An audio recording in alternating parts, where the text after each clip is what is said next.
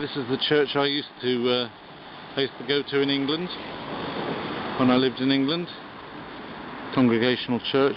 Was converted in there to Jesus Christ, and yeah, the minister doesn't live on this planet anymore, but he's gone somewhere else. But we have a minister here called Ian Densham now, and if you're in Hemel Hempstead, then please go to worship on Sundays at 11 and at 6:30 p.m.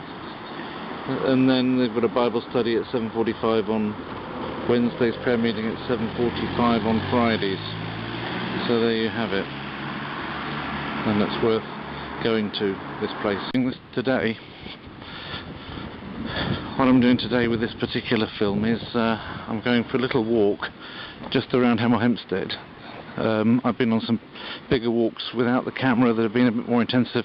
We went on one 2 days ago, and I'm going on tomorrow. So on these 2 days in between, I'm going on less challenging walks, just filming and talking. So we've got I'm taking around Hemel Hempstead to different areas. I've put on earlier a northwest Hemel Hempstead video. That'll probably be the last of the regions I go to today. I just want to go around all the regions of Hemel Hempstead, all the neighbourhoods as they're called. Hemel Hempstead having been reconstructed in 1946 on what's called the neighbourhood concept. Each of these neighbourhoods would have their own regional shopping, sort of row of shops and a community centre, but it would, together these 6 or 7 neighbourhoods would produce the town of Hemel Hempstead. So first we're going to go up Highfield. I'm going to go around the sort of outside, as it were, for as long as I can. Hemel's not a big town. It's probably like 4 miles from one end of it to another. So if you want to go around about it in a big square, you've got to kind of reckon on about 10 to 15 miles, depending on how exactly you go through it. That's the Queen's Way, one of the old streets going through it. So this is the older part, the old town of Hemel Hempstead. So what we've got is what used to be the post office. There's now an estate agent's. Most of the things here have changed from what they used to be, although not all of them. This is now, I have no idea what that is, but you've got some idea of the things that it used to be. It used to be like a furniture shop, and it's got some cities like names like Bulldog, Willing Garden City and Hertford over it. But now it's sort of like a sort of bit of a grocery store or convenience store there.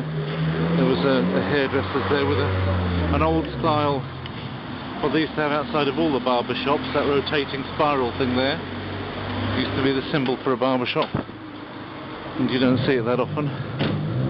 You've got the White Hart. You've got a few pubs and restaurants going on up the old high street here, and this is actually rather an old street.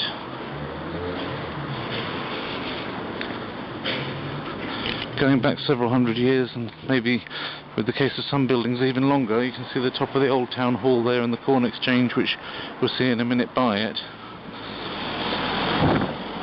Mixed in, of course, with modern buildings from last century. I don't think there's anything from the 21st century here at all at the moment, other than the scaffolding, of course, the repair work that has to go on. Oh, that's nice, isn't it? Usually you see Mogondovids with offensive symbols, whereas at least you've got a Star of David with a nice heart in the middle. So as his graffitis go, that's quite a nice one. At least it doesn't look anti-Semitic.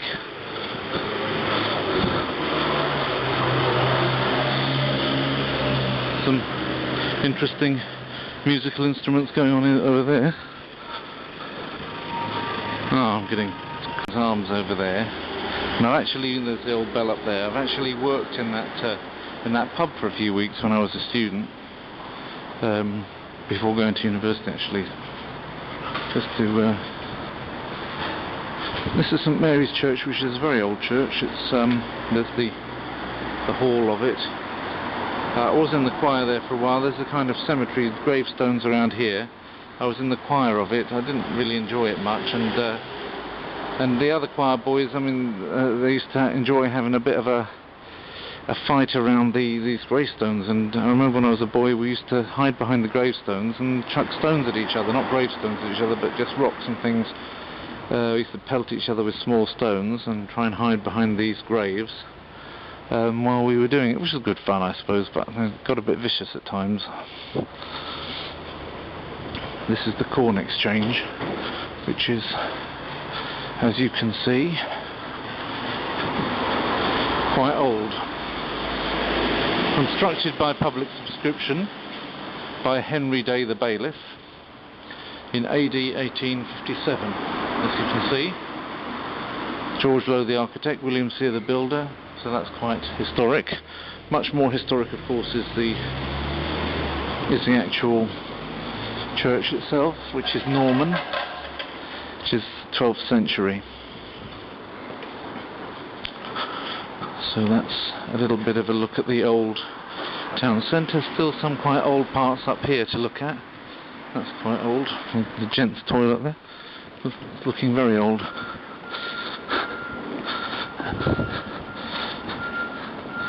There's more quite old Victorian buildings, if you like, here.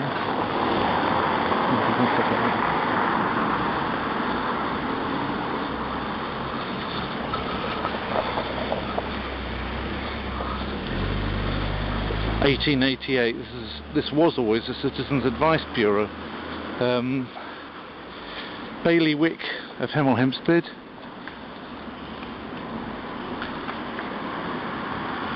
This marketplace was founded.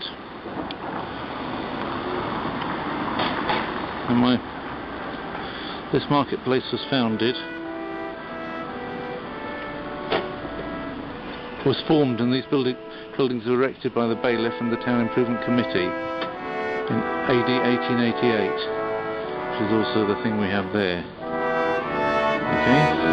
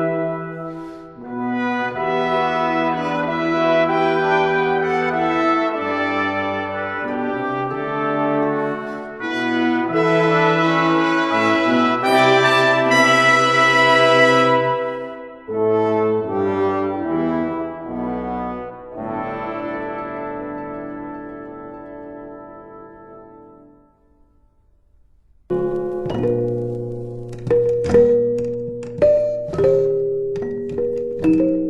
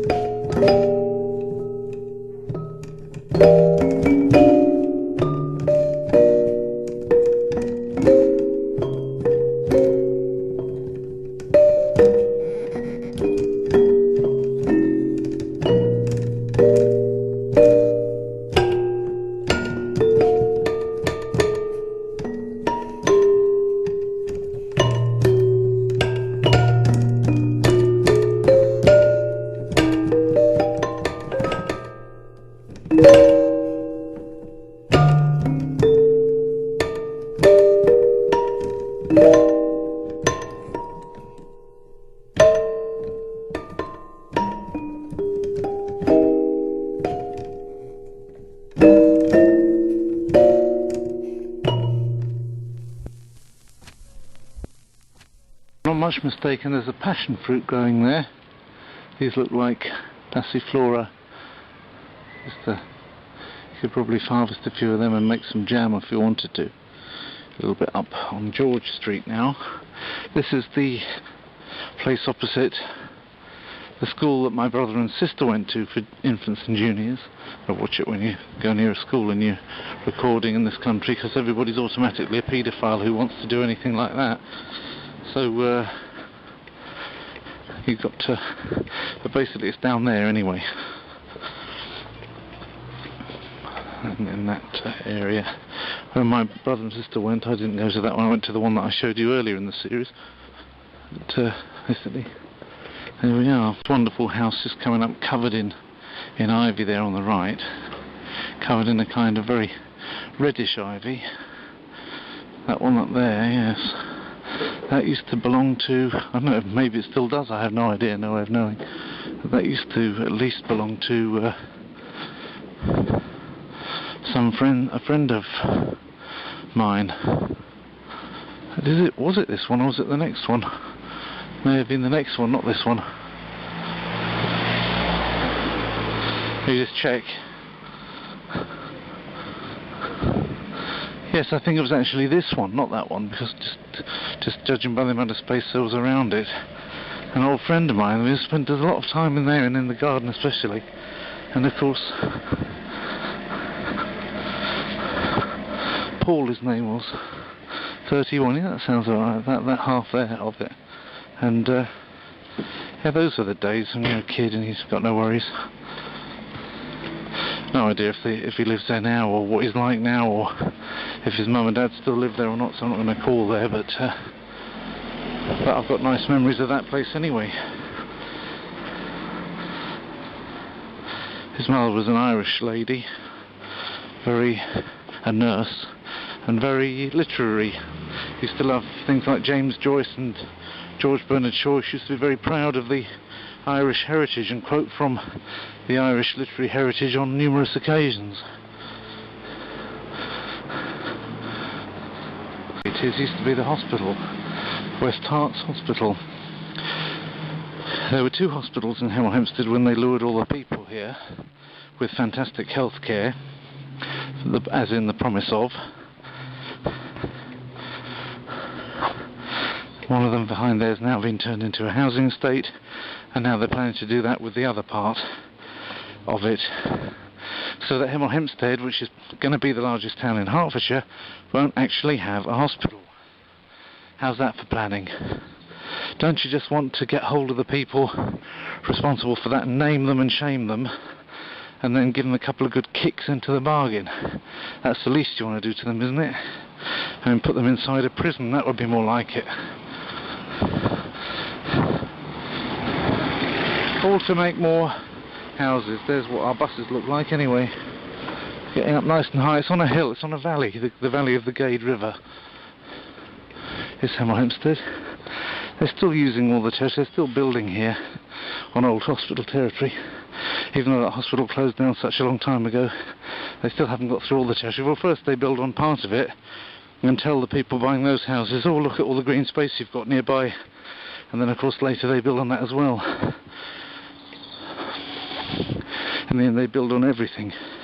But all the people who come no longer have a hospital in the town, or soon won't have. But they do have some pubs still, so that they can have their lager and then start messing about and stabbing each other in the evenings. That's the important thing. Being said, I don't want to do any injustice to pubs which strive to maintain a better class of clientele. For all I know, this one may be a very good pub without any instances of the sort of things that I've just described.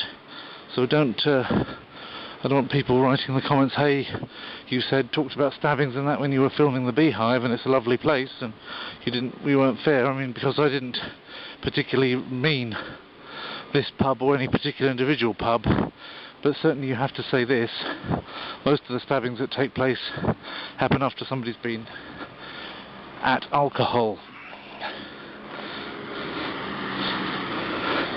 So those of you publicans who are making sure that the clientele drink responsibly. More power to you, and hope many others do the same.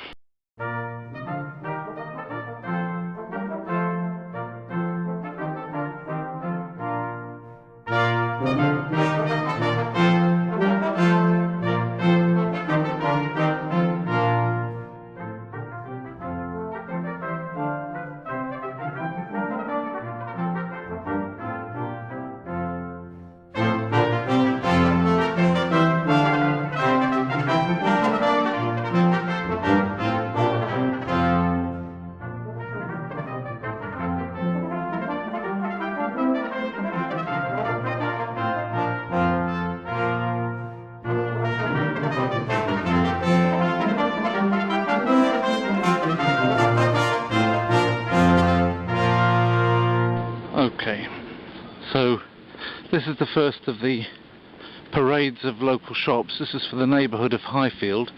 This is Highfield, this is where Allendale comes out onto probably Fletcher Way, if I'm not mistaken. I have to check it before I say it, but not entirely sure I remember everything right. Royal Stag on that side, so you usually get a pub. It looks remarkably similar to a number of other ones in Hemel Hempstead, because it's all got the same 1950s, late 1940s, early 1950s architecture, which is fraying a little bit, as you can see, in places. But basically, you've got a parade of shops, and usually some residential flats above them. And you've got your more sort of housing style accommodation going around that. That used to be a Mazda garage, that Renault garage, and I actually audited it when it was a Mazda garage one time when I was living in this thriving metropolis. So it doesn't actually tell me that it's Fletcher Way, but from memory that I'd say it was Fletcher Way. Anyway, what are we doing with it? This is the parade of shops that we have here, and I have to decide what direction I'm going to go in from here. So you've got a little co-op, and you've got obviously parking next to it without too much bother, as I can see, which is nice in England to have a place you can just park without too much bother. You've got the nice co-op. You've got a post office in the co-op, because they don't have their own buildings anymore, post offices. They just got like a counter in another shop. That's because of the prominence of email these days. People don't need to post letters as much as they used to, and other services that you can simply get online. That means post offices have retreated from having whole buildings into just parts of other shops. There's a nice pet shop, or pet food shop, which is more nice than a pet shop. And there's a greengrocer, which is nice, old-fashioned greengrocer. Sort of trade and DIY supply shop, which is also great. And here is the mainstay of British cuisine, the Lemon Place, a fish and chip shop, a traditional English fish and chip shop, which I'd love to actually go into. Yeah, I'd love to go in there, but I'm on a diet, so I can't. So here's me. You're witnessing me walking past the fish at a fish and chip shop and not going in it. There's Highfield Community Centre with an internet cafe on there, and one of our buses, a green sort of Arriva things that there is. Community Centre here. There's a piece of land which has been kept entirely wild and unbuilt on. It's been reserved for something that hasn't happened, and I happen to know what that is. That thing that hasn't happened. It's been reserved to build a church here, but a church has not been built here because people haven't got the money for it. It's funny, isn't it, how in all times in human history people have had the money to build churches and the interest in building churches, but right now, even when the space is reserved and promised for the churches to build on, and one church said yes they would build on it, but it still hasn't been possible for them to do so because they haven't been able to raise the funds or the interest to do it. It's a pity. So Highfield doesn't actually have its own church. So there we are. But then most people can take a bus and go to one of the other churches if they want to, but it seems a pity that some of the neighbourhoods here ended up without churches. You see going up there on that side of that field is actually the Nicky line, which we saw before. If you want to know more about the Nicky line, then look up Nicky line on this channel, or just search Nicky line Usenet posts, and you'll find out all about that Nicky line and see it from the other side. Basically here on the end of Cambrian Way, where Cambrian Way gets onto this roundabout here with the link road, it's called the link road, that's the end of Highfield as a neighbourhood. You've got Hammond School over there, then over there is Grove Hill on that side, which we're about to go into. The link road's interesting, in as much as it's like a kind of bypass of all this residential area, going down to the Gade area, to Leighton Buzzard Road, and linking it eventually up to the motorway and also the Redbourne Road. So it's one of the ways of bypassing the residential parts of Hemel Hempstead quite nicely. And it has that much meaning for me in that it actually was built the year that I was off between going from school to university. I think I'm talking about 1982-83, and I actually waved a theodolite around here as part of the building works that went on there. I worked a week on it. I worked for somebody who was so obnoxious. I'm afraid I made a big mistake. He was from Aston University, and he was very proud of being from Aston University, and he asked me what university I was going to go to. I should have said that I was going to go to some college of easy access, as I let on to him that I was going to Cambridge, and he never forgave me that and just gave me the hardest time he possibly could. And after a week I just couldn't hack it anymore at that age of this person, 3 or 4 years older than me, just doing everything he could to spite me. But on top of that, he was a South African, and I've never met a nice... Well, actually I have met some nice South Africans, but he wasn't one of them. Oh, here's an interesting sign. Jebać Policję. Now, if you're going to write "fuck the police" in Polish on our signs, at least get your own language right. It should be not Jebać Policję, it should be Jebać Policję. There should be a little cedilla underneath the E here. It's an accusative case. They not only do they write on our signs, but they don't even manage to get their grammar right. Poles, eh? I don't know. I don't go writing on their signs in Poland. Why do they have to do it on mine here in Hemel Hempstead? I just don't get it. And it's not the police's fault anyway. They just have to do what they're told. It's the people giving them instructions you want to blame, and also the lawyers, which mean, whose practice, just to make money, is making it much, much harder for the police to do their job efficiently. Don't blame the police.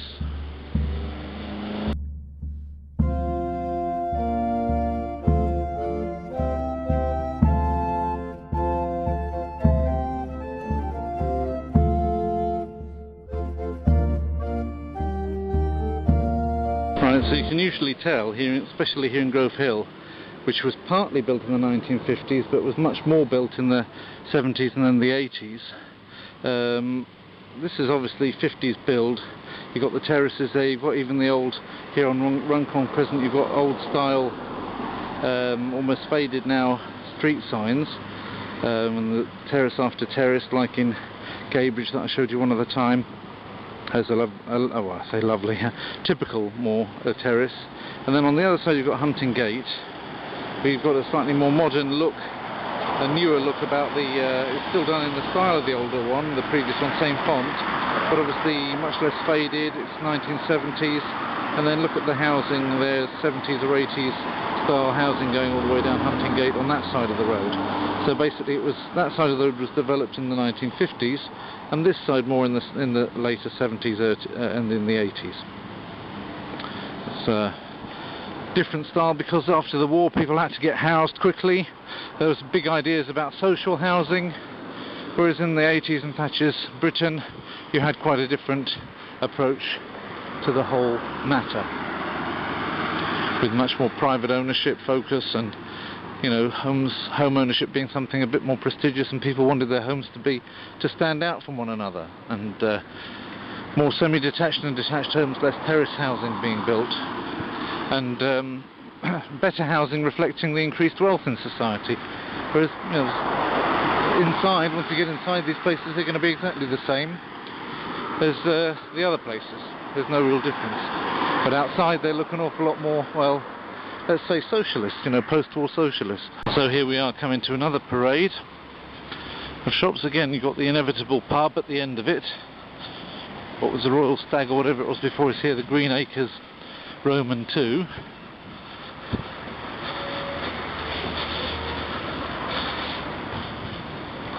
You've got a medical centre there, which is not unusual in these places. They each had their clinic, and that's called Grovehill Clinic, as you can see. So, and there you've got the same idea, a parade of shops with a free car park in it. After the pub you've got a chemist's shop, which will give you your prescription medicines.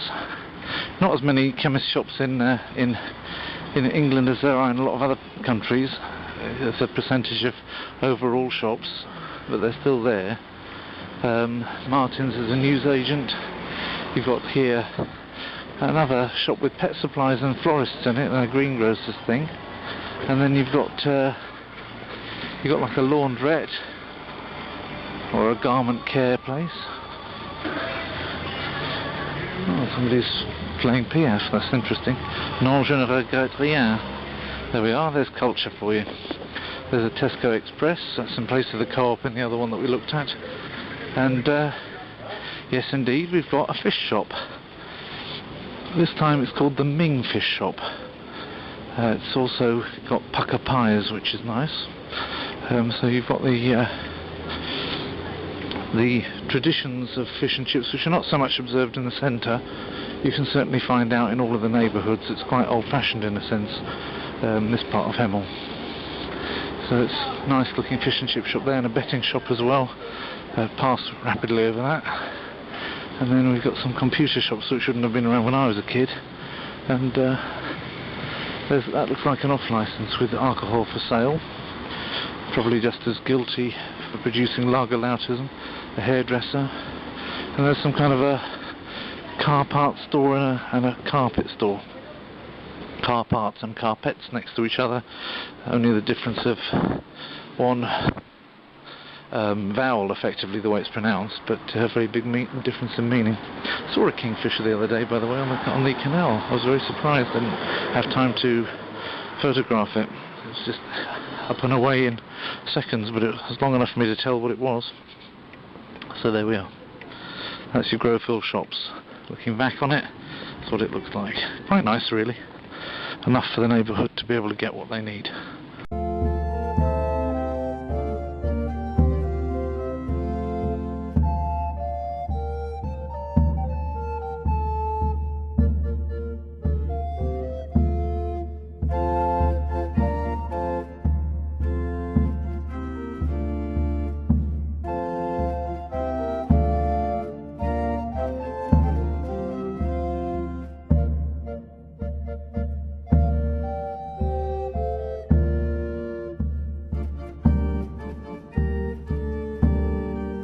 Done here, they've produced the Church of the Resurrection over there in the community area there, the Grovehill Community Centre as it's called. If I can focus on there, the Grovehill Community Centre. Over there they've managed to produce a Church of the Resurrection, which is Church of England and Roman Catholic and Free Church, which I assume means that they have different service times sharing the same building, which seems fairly sensible in a way. If they can't afford each to have their own building, then they have to share buildings. So that's and you can go to whichever service pleases you. So there we are. I think it's probably a reasonable idea. If you can afford to have your own building as a church, then all well and good. If not, well, maybe it's a good use of resources to do what they've done here. I'll have a look. So here we are. The Church of the Resurrection, as it's called.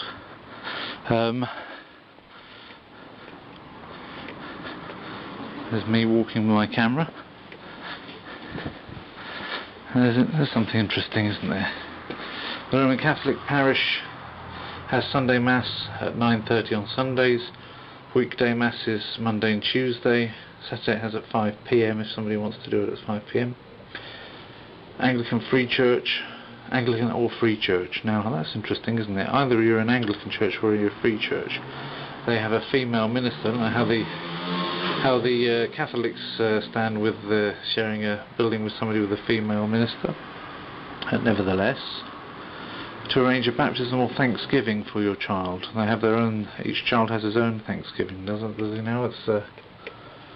It's personal turkey. Anyway, weddings or funerals. So there we are. I don't know. Doesn't look as though there's any Bible verses here, anything to say anything about we are one in the Spirit. Not quite sure what Spirit they're referring to. Maybe it's the Holy Spirit, maybe it's just some general Spirit. No ball games. In the old font. I love the old font of the no ball games sign. Is it focusing? It never wants to focus these days, that's the problem with it. No ball games, there we are. So there we are, it's got the word resurrection on it, it's got the cross on the roof, but it tells you precious little about the gospel from the outside. Let's hope they get onto it in services sometimes. I'm going to get onto the fact that having female church officers, anything higher than a deacon, there's nothing said about deacons, but somebody that's, a bishop, for example, an elder. The thing is that they've messed it all up. They call them different things. Vicars, I don't know what a vicar is. It doesn't say about vicars in the New Testament. So if a vicar means just a deacon, then that might be possible to have as a female, but that means you've effectively got no elder, no oversight of the church. If that person's supposed to be somebody having oversight, or a presbyter as it's called in the New Testament, then that person ought not to be a female, and having that person being a female, look at those lovely berries, all different, look, there's like traffic lights, isn't there? Red, orange and green. That's quite nice. I'll have a photo of that in a minute. That person ought not to be a female, because it's disobedience to the New Testament, and nothing good comes of disobedience. Right, I'll take a photo of that.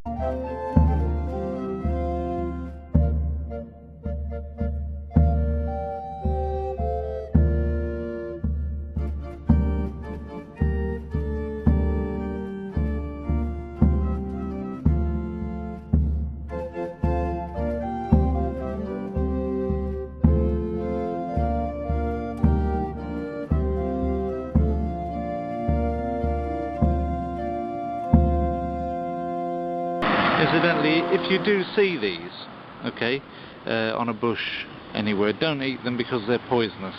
I think these are definitely poisonous, these berries. They look from the leaf a little bit like belladonna. I'm not saying that categorically, but they look a bit that way. So you definitely don't want to eat them. Washington Avenue, named after George Washington. There having been, of course, cherry trees here which they chopped down to make these houses. No, probably not.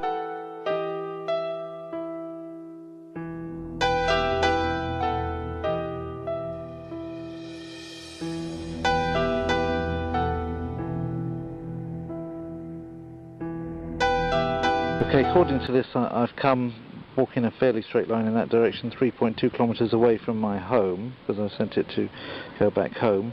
Let me just have a look and see what the actual height is here. It's 143 metres of elevation. Hopefully you can see that. So basically, having come out about 3 kilometres odd, I'm now going to try and do a big circle at 3 kilometres away from the home. So walking out 3 kilometres and then going round in a circle 3 kilometres away from the home. It's 6 pi r, isn't it?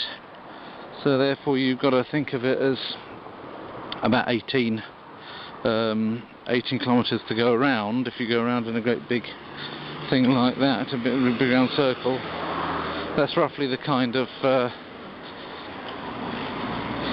walk I have in mind. So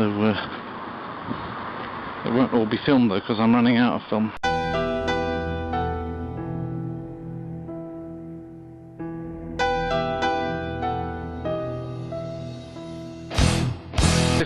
Redbourne Road. You got the Nicky line coming out there that we saw before on the Nicky line film, going that way and that way. We're now going along the main road. Going off, there's more inter-town bus rather than one of Hemel Hempstead's own buses. Here we've got High Street Green meets Adeyfield Road. This being the district of Adeyfield, another neighbourhood, and the largest of the neighbourhoods of Hemel Hempstead is Adeyfield, with Grovefield probably running a close second. Adeyfield was one of the original ones built when the town became a new town, so the preponderance of architecture is 1950s here, late 1940s too. And in a minute I'm going to show you the Queen Square, which is the neighbourhood shops of this particular area. Look at these interesting black mushrooms that there are here. These are sort of like mushrooms that they're jet black. I don't know what they are. Maybe I'll take a couple of photos of them, maybe somebody can identify.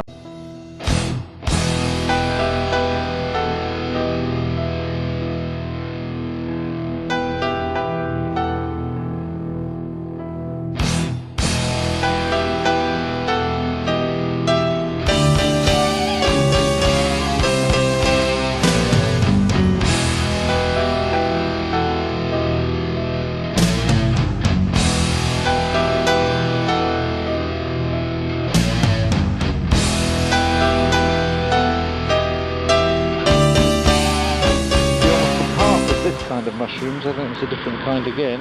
There seems to be a mushroom planet here, moving up there and then up there, although it's maybe not too different. They've got gills and they're sort of white colour. They don't look very edible to me. I don't like ones with gills if I can avoid it, other than of course the champignon, the standard mushroom. There's the parasol mushroom. I saw some parasol mushrooms coming out of London. Nobody had bothered taking them up and eating them.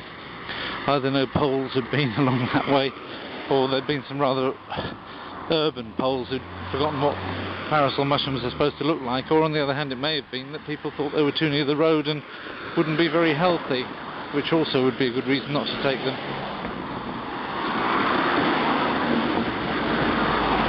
So anyway, there's lots of unspoilt nature, even though we're in the middle of a town. This is next to Hoblett's Manor Nursery, Infant and Junior Schools, which used to be called Maylands. For many years my father was deputy head of that school when it was called Maylands. Don't know why they changed it to Hoblett's Manor. Sounds a little bit like something out of Tolkien to me, but never mind. Maybe that's what tickled their fancy. Maylands was a perfectly good name. Maylands is also the name of the industrial estate in Hemel Hempstead, which was quite a leading industrial estate when it was built, one of the better ones, which we may well be able to visit as well at some point in the proceedings. I'm just going towards the Queen Square in Adeyfield. Apart from Hoblett's Manor, or ex-Mayland School, there was also Broadfield School on the other side of Adeyfield, also in Adeyfield, a bit closer to home for me, and that's where, as you know, I went to junior school myself, and we've had Broadfield School in an earlier part of the series, in the last series of Uncle Davy's Heart's Content, if you want to look at that. But we won't look at it again today. Coming into Queen Square, probably the best of them. You've got the new venture. I think that's called something else. I can't remember, the Queen something. I think it's something to do with the Queen, and that's why it's called the Queen Square. When it was way back. There's the co-op, and it's not a bad co-op. And again, you've got nice, interesting things. You know the drill by now. There are probably about 7 or 8 of these at least. There's another betting shop, dry cleaners, newsagents, baker shop. There's a trophy shop. There's not one of those. There's not a trophy shop in every single one of these, but each of them can have their own specialist shop and attract people from other neighbourhoods as well. There's again the drill of the free car park in the middle, usually quite well used. There's a pharmacist over there, a Windmill Cafe. That's because of Windmill Road being that road going up there. There's a Chinese restaurant, Chinese takeaway by the way, Chinese food takeaway. There's a tremendously good fish and chip smell, and that seems to be from this Barker's place here. That seems to be the fish and chip shop there. There's a Martin's over there, which is a newsagent's, with another pharmacy over there. It seems to have been two competing with each other. Pharmacy there and a pharmacy there. So you've got another, actually two dry cleaner shops here as well. Rainbow Dry Cleaners against that one over there. So you've got quite a lot of stuff here. And actually, believe it or not, there's actually still a post office, which is its own building, which is already becoming a rarity. So quite a lot going on here. I'm very tempted by that smell of fish and chips. I think I have to move away from this area quickly. In this part of Adeyfield you've got Everest Way, conjoining with Tenzing Road, named after Sherpa Tenzing. We've also got a Hillary Road for is it Edmund Hillary? I can't remember what kind of Hillary it is, but all to do with mountaineering. Anyway, these famous people going up Everest and breaking records, doing things like that because they were there. Anyway, because things are there, we photograph things because they're there. We want to show I want to show what these things look like right now. They probably won't look the same in a few years' time. Change happens, and so we document the way things are right now. All people that do these environmental videos was the term coined by Ken Bank of Ken Bank Channel. That the term environmental almost sounds like people that are going to go out and sort of find out excuses for adding taxes to your already high tax burden. Environmental has almost become a dirty word in a sense, but basically it's about filming what's around you. There's another school. I didn't even know there was one. Seems to be schools everywhere.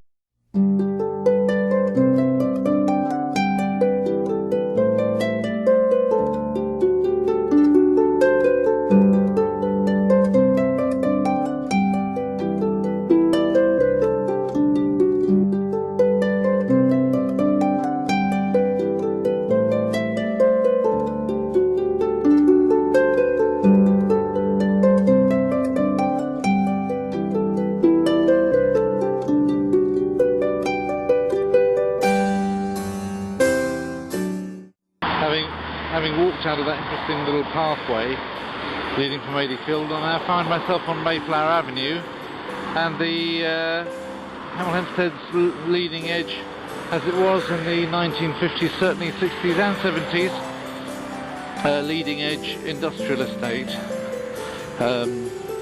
with extra pieces even being built on it today. This is towards the outside edge of it. There's a lot of European head offices here, national head offices, a lot of production of light engineering, small parts going on up here. It's a modern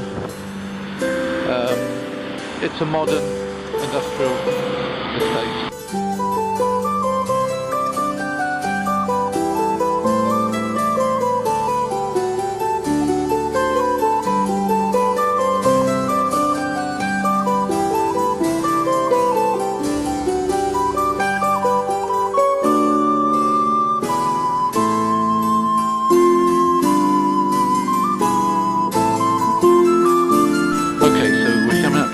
Perimeter at the extreme east of Hemel Hempstead.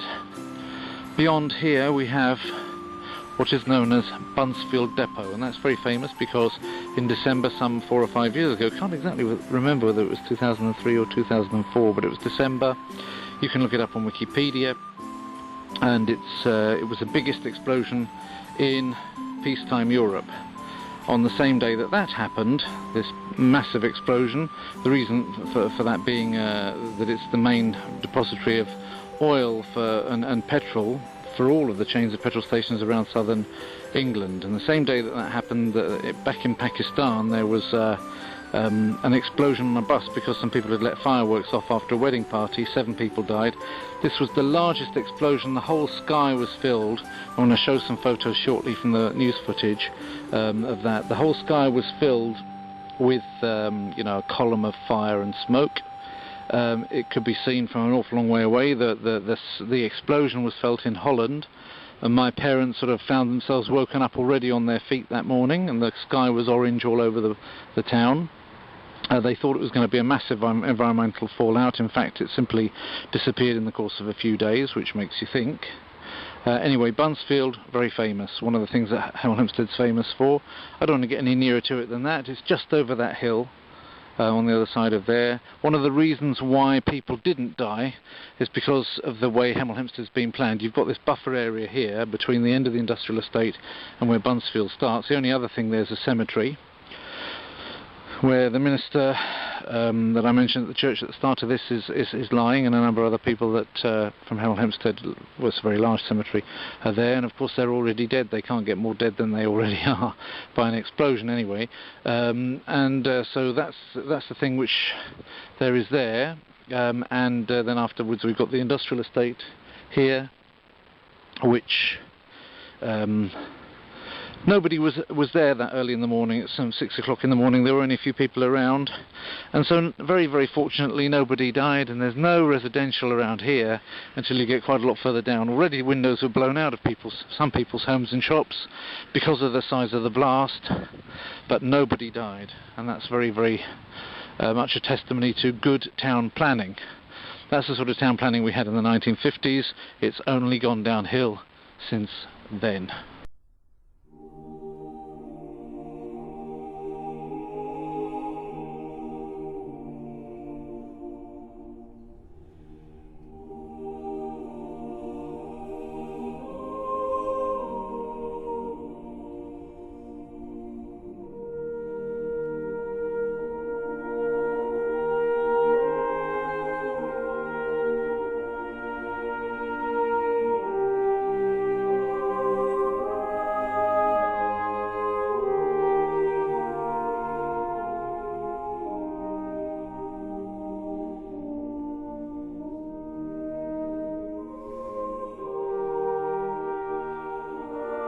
Since the explosion at Buncefield was actually heard in Holland and caused people in the centre of Hemel Hempstead, like my parents, to wake up already on their feet, if you had been where I'm standing now when the Buncefield explosion took place, just over beyond those further trees there, you'd probably have been deafened. And if there'd been anything solid coming whizzing towards you, then you might have been to have your head taken off. But that didn't happen to anybody, which is very, very good. Right, well, we're on one of the main roads out to St Albans, Leverstock Green Road. Leverstock Green, having been one of the closer parts of Leverstock Green to Buncefield, were actually evacuated during the Buncefield fire. What we have here is Leverstock Green Road and the sign to the local shops, because this is another, well, nowadays effectively a neighbourhood of Hemel Hempstead, a very posh neighbourhood. Its residents might reject me saying that they're a neighbourhood of Hemel Hempstead, because they were a village much older than the new town of Hemel Hempstead. So as you see, some very older architecture here, and it's Leverstock Green, which is a little bit like Soylent Green, but they don't eat people. Not in that sense anyway.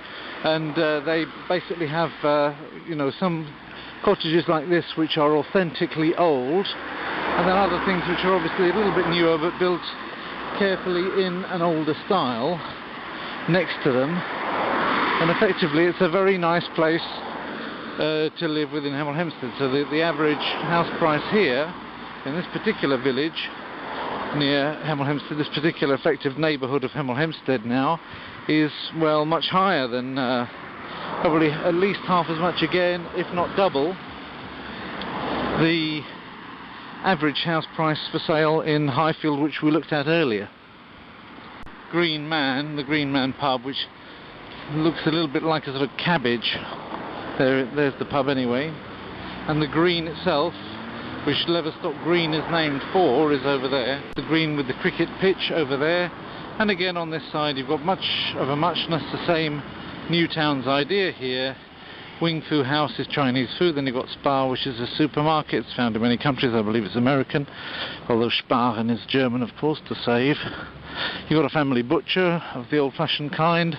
You've got a TV shop, which is probably going to pull in people from other neighbourhoods as well, because it's every so often you get one which is only in this particular neighbourhood. Simmons, a bakery there. There's another pharmacy. I think you've got a newsagent's on the corner and a post office inside the newsagent. Further down there you actually have a local branch of the library, Hertfordshire County Library, and you've got Leverstock Green Village Hall is pretty much part of the same building complex there with the library. And this road is called Village Centre. There we are, at least it's written in British English with the R in front of the E. It may sound a little bit American, Village Centre, rather than calling it some name like Leverstock Green Lane or something like that.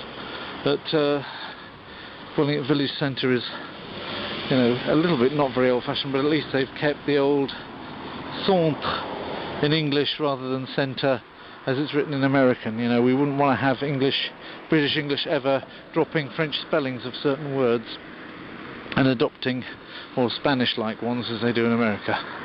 This would take you to Bedmond and Watford if you go down there, Bedmond Road. I have to get down to more Hemel Hempstead way, which is more going to be down that way, I think. I have to consult my sat-nav to know which way to go from here. It's called the Leather Bottle, and my mother was telling me something about needing to turn off and do something here and get down some very nice villages. Maybe she meant turning down there, but I don't know. I'll have to check it on the sat-nav.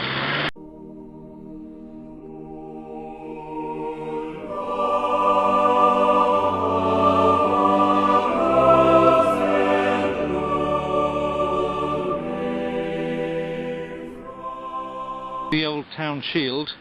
This sign was caused to be erected. It wasn't erected, it was caused to be erected by the Leverstock Green Village Association at the beginning of the year 2000 AD. As in case you get any ideas about it being 2000 BC, that would be a bit misleading.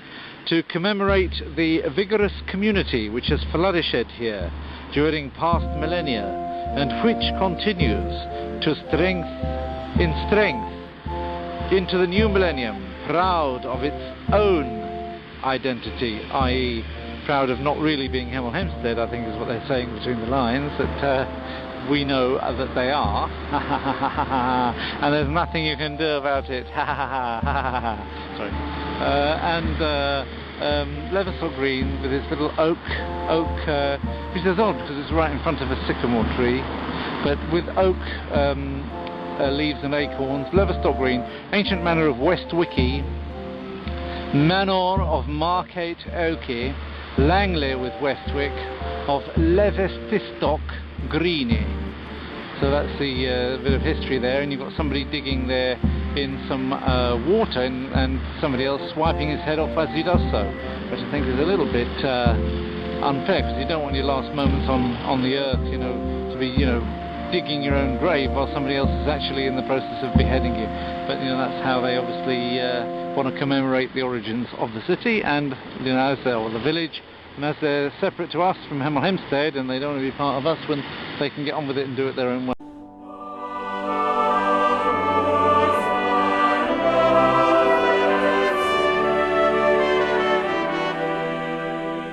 Established that it's such a posh area, what kind of cars might you expect people to have here? There's a very long stretch thingamajig over there. Very nice house here, and they all have names, you know, not numbers. They don't want your number, just your name. This one's called Bocklers, which is because of the speaking habits of the people of this region. And here, on that side of the road, we have two very typical Leverstock Green cars. This Daimler, which we pronounce Daimler, even though originally it was Daimler, because we don't want to sound common. And this other thing, which is really rather splendid, don't you think? Anyway, we're waiting for the happy couple to come out of the church. And there's a graveyard where the people, the good burghers of Leverstock Green, can go and think how fortunate they are that before they got there they managed to save up inordinate amounts of wealth. Lovely roses, English roses here in Leverstock Green. That's what we like to see. None of your foreign muck. For example, we have thistles. Now they're from Scotland, which is alright as long as you have the laird of the manor. I hope it was a laird of the manor who planted those thistles there and not some oik from Glasgow. Anyway, here we have Chambersbury Lane, which I'm going to follow down because this is becoming a bit with this Bedman Road, which goes to Bedman Village, which is where they have a mast, a radio mast there. I don't want to follow that for too long because after a while there's no... Well, it's definitely not Hemel Hempstead when we get to Bedmont. So here we have Chambersbury Lane, which as we see is Borough of Decorum, which means it's effectively still in Hemel Hempstead. Everybody likes to avoid the use of that term. Either they call themselves Decorum or they call themselves Leverstock Green, but they don't want to call themselves Hemel Hempstead, which is not really understandable because it's an ancient name. There was a priest called Hemel in the 7th century AD, and he had a homestead. He built a homestead there, and it was Hemel's homestead. And it's also recorded in the Domesday Book as a settlement, so it's of very ancient pedigree. And nevertheless, people do try to avoid and not be proud of the name Hemel Hempstead, which is beyond understanding for me. Just because it became a new town, it doesn't mean that the roots of Hemel Hempstead, which are ancient, are in any way compromised by that. Here we are at the end of Hemel Hempstead's, I'm getting my accent back because I've left Leverstock Green behind now. It's Chambersbury Lane, coming down towards more of the Bennett's End area, which is common, so I can talk more in a more neutral accent. Oh, I've got a telephone call. Anyway, that over there that you see is Bedman Mast that I mentioned. That's Bedman Village and Bedman Mast. Coming down Chambersbury Lane, this is the last that I can do because it's as far as my batteries allow me to go, which means that I can do more. I still haven't exhausted to the end everything that Hemel Hempstead has to offer, so that means it isn't quite the end of the series yet, and there'll be more episodes. But I can't do anything more today because my battery, I also used it to clear yesterday's pictures off, and now it's gone and not given me the full hour. So there we are, that's all it